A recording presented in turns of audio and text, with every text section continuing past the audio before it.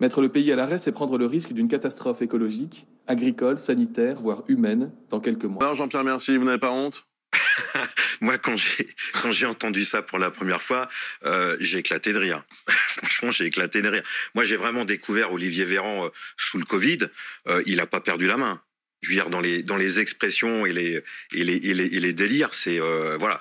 Bon. Je pense que ça amène de l'eau au moulin de la mobilisation, c'est certain. Il faut que cette grosse journée du 7 mars, elle soit une réussite, qu'on marque encore un point et que ça soit une étape. Que ça soit une étape pour la suite, parce qu'il va falloir continuer. Ouais. Mais il est évident que là, on a un gouvernement qui arrive plus trop à réfléchir ou qui est très inquiet parce qu'il sait, il est conscient que sa réforme, elle est complètement impopulaire et qu'elle passe pas après des semaines et des semaines de mobilisation. Je me demande si c'est qu'une journée, parce que là, vous parlez que du 7 mars, ça n'inquiète pas beaucoup le gouvernement.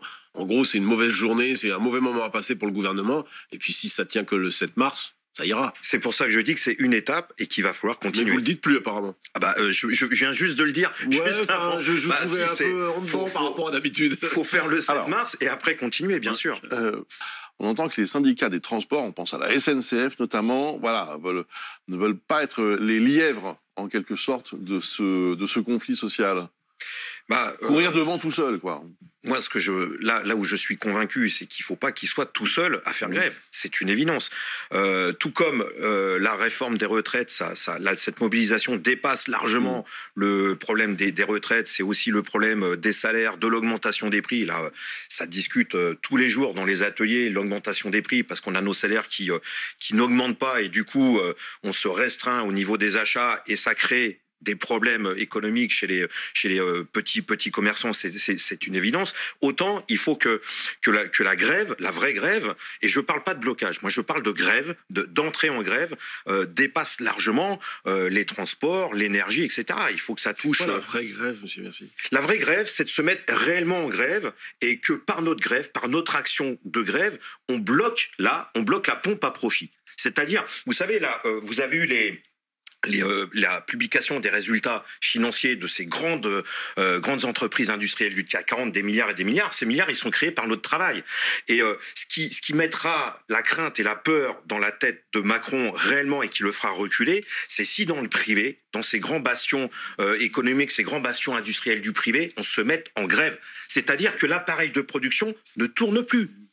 Et la grève, ça nous débloque du travail. Et là, on peut réfléchir, on peut penser, on peut s'organiser. Et là, ça devient un danger pour les grands patrons, ça devient un danger pour le gouvernement. Si on reste uniquement focalisé sur la SNCF, sur les raffineries ou ce genre de secteur, non, ça suffira pas. Il faudra qu'on aille au-delà. Et il faut que Monsieur le ministre Bruno Le Maire dit il n'y aura pas de Mars rouge, mais chez les petites entreprises, le Mars rouge, il existe depuis longtemps. Un dernier mot. Merci là-dessus. Pour vous aider, il faudrait que nos salaires, ils augmentent. Et on pourrait venir chez vous et acheter sans problème. Bien sûr. Et le problème des grandes entreprises du CAC 40, c'est les premières à bloquer les salaires. Oui, il y a des primes petites, mais une fois qu'elles sont mangées, elles sont mangées. Nous, ce qu'on veut, c'est du salaire pour pouvoir consommer.